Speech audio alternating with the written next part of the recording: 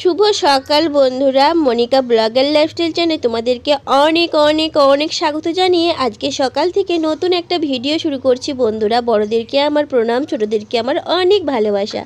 তো সকালে জলখাবারে করেছিলাম আলু ভাজা, আর এখানে ডাঁটা, আলু, গাজর এই সমস্ত কিছু সেদ্ধ করতে দিয়ে দিয়েছি। করবো চচ্চড়ি।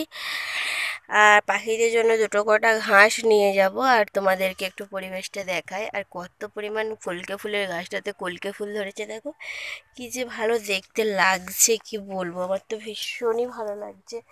আর এই লাল জবা ফুলের গাছটাতেও লাল জবা ফুল হয়েছে, আর এই দেখো ঘিয়ে জবা ফুলের গাছটাতেও ঘিয়ে জবা ফুল হয়েছে, বেশ ভালো লাগছে।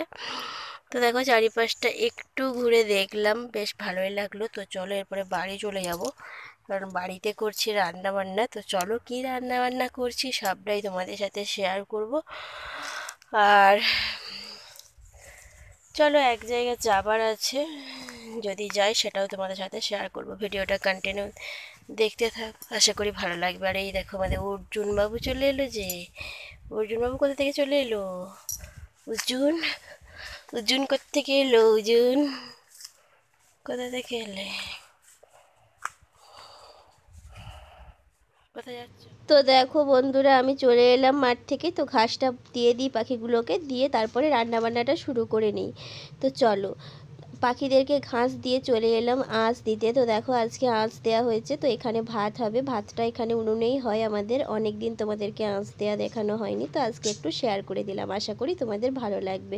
আর এই দেখো পুরনো গুলগুলো বের করে নেওয়া হয়ে গেছে। আর আজকে রান্না করব চিকেন আর চচ্চড়ি আর আলু ভাজা তো হয়েই গেছে। আগে জলখাবারের জন্য আলু ভাজা বানিয়েছিলাম, আর সমস্ত গাজর ডাঁটা এ সমস্ত ছিল, ওটা দিয়ে চচ্চড়ি বানিয়েছিলাম। আর এখন রান্না করছি চিকেনের ঝোল। তো চিকেনের ঝোলটা চটাপট রান্না করে নিলেই হয়ে যাবে। তো দেখো সমস্ত মশলা দিয়ে কষিয়ে নিচ্ছি, সেই সেম প্রসেসেই আমি চিকেন রান্না করি। তবে এরকমভাবেই রান্না করতে আমার রান্না করা খেতে বেশি ভালো লাগে, কারণ ওইরকম ম্যারিনেট করে রেখে ওরকমটা আমার অতটা ভালো লাগে না। এরকম কষিয়ে রসিয়ে রান্নাটাই আমার ভালো লাগে। তো যাই হোক, আমি এইভাবেই করি। তো চলো মশলা সমস্ত কিছু ভালোভাবে দিয়ে কষিয়ে নিচ্ছি। এরপরে আমি চিকেনটা দিয়ে দিলাম, এটাকে দিয়ে আমি ভালোভাবে কষাতে থাকবো। তো চিকেনটা দিয়ে যত কষাবে ততই যেন মনে হয় টেস্টটা বেশি হয়, আর যদি যেদিনকে কম কষানো হয় না সেদিনকে টেস্টটা এতটা ভালো লাগে না। তো যাই হোক, দেখো মশলা দিয়ে কষিয়ে আমি আলুগুলো দিয়ে দিলাম, আলুগুলো দিয়ে ভালোভাবে নাড়িয়ে নাড়িয়ে কষাতে থাকছি। তো চলো ঝটাপট করে কষিয়ে নিই। তো যত বেশি কষানো হবে ততই তো বললাম তোমাদেরকে যে টেস্টটা বেশি ভালো লাগে। তো দেখো মশলা থেকে পুরোপুরি তেল ছাড়া হয়ে গেছে। এরপরে আমি এর মধ্যে জল দিয়ে দেবো, তাহলেই চিকেনের ঝোল আমার রেডি হয়ে যাবে। তো জল দিয়ে ফুটতে দিয়ে দিলাম। এখন আমি বিছানাটা তুলে নিতে যাব, কারণ বিছানাটা সকাল থেকে গুছানো হয়নি, তো তার জন্য।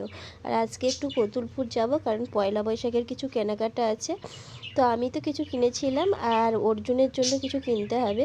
দুটো একটা জামা, একটা অন্তত জামা কিনতে হবে গরমের পাতলা, কারণ অর্জুনকে তো পয়লা বৈশাখে না দিয়ে রাখাই যাবে না। তো তার জন্য ছেলেটাকে একটা কিছু কিনে দেবো, তো তার জন্যই যাব আর কি। তো দেখো বর চলে এলো, ওকে বলেছিলাম, ওর আজকে সেরকমভাবে কাজের তাড়া ছিল না, তার জন্য ও চলে এলো। এরপরে আমি ঝোলটা নামিয়ে দেবো গরম মশলা দিয়ে, আর এটাকে ঘরটা একটু ঠিকঠাক করে বেরিয়ে পড়বো। তো চলো ছোটাপট করে বিছানাটা গুছিয়ে নিই, তারপরে রেডি হবো, তারপরে বেরিয়ে পড়বো। আর এখন তো চৈত্র মাসে একটু সেলেরও ব্যাপার আছে, তো একটু ঘুরে ঘুরেও দেখবো সেলের কী ব্যাপার, কীরকম কী শাড়ি টাড়ি পাওয়া যাচ্ছে। তো সে সমস্ত কিছু একটু দেখেও নেবো। তো চলো ঝটাফট করে আমি বিছানার চাদরটা মিলে দিই, আর সমস্ত রেডি হয়ে যেয়ে বেরিয়ে পড়ি, নাহলে আবার বর চেঁচামেচি করবে, কারণ এসে বসে থাকলে না ও একটু বিরক্তই হয়। আর আমি যতই বলি যে এই টাইমের মধ্যে বেরোবো, কাজ যেন গুছাতেই পারি না। তো যাই হোক ঝটাপট করে নিয়ে এদিকে আমাকে বলছে তাড়াতাড়ি করো তাড়াতাড়ি করো। তো চলো একদম রেডি হয়ে রাস্তায় বেরিয়ে আসছি। তো দেখো বন্ধুরা, একদম রেডি হয়ে গেছি, রেডি হয়ে রাস্তায় বেরিয়ে পড়েছি। তো রাস্তায় বেরিয়ে পড়ে এখন তোমাদের সামনে একবার এলাম। ওই রেডি হওয়ার কিছুই না, একটু চুলটা আঁচড়েছি, সিঁদুর টিপ পরেছি, একটা শাড়ি পরেছি। তো চলো এখন আমরা বেরিয়ে পড়েছি। তো যাই, যে বাজারে আর কি কেনাকাটা, তো সেরকমভাবে ভিডিও করতে পারবো না। তো আমাদের এখানে সবুজ পরিবেশ, রাস্তাটা তোমাদের সাথে একটু শেয়ার করি। তোমরা ভিডিওটা কন্টিনিউ দেখতে থাকো, আশা করি তোমাদের ভালো লাগবে।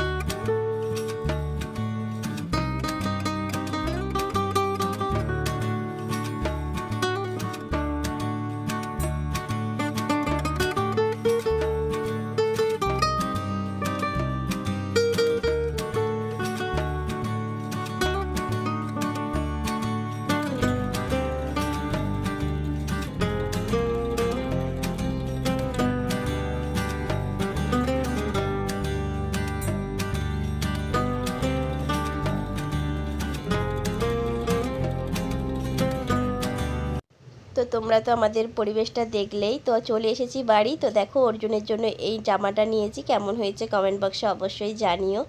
আর আমার জন্য নিয়েছি এই নাইটিটা আর এই বিছানার চাদরটা। তো কেমন হয়েছে কিন্তু অবশ্যই সবাই কমেন্ট বক্সে জানিও, আশা করি তোমাদের ভালো লাগবে, আমার তো ভালোই লেগেছে। আর একটা সেল দিচ্ছিল, সেলের মধ্যে নাইটি নিয়েছি। তো এই নাইটিটা দেখো সেরকমভাবে একটা ভালো লাগছিল না, কিন্তু যেহেতু গেছিলাম তো তার জন্য নিয়ে নিয়েছি সেলে এই শাড়িটা আর ওই নাইটিটা।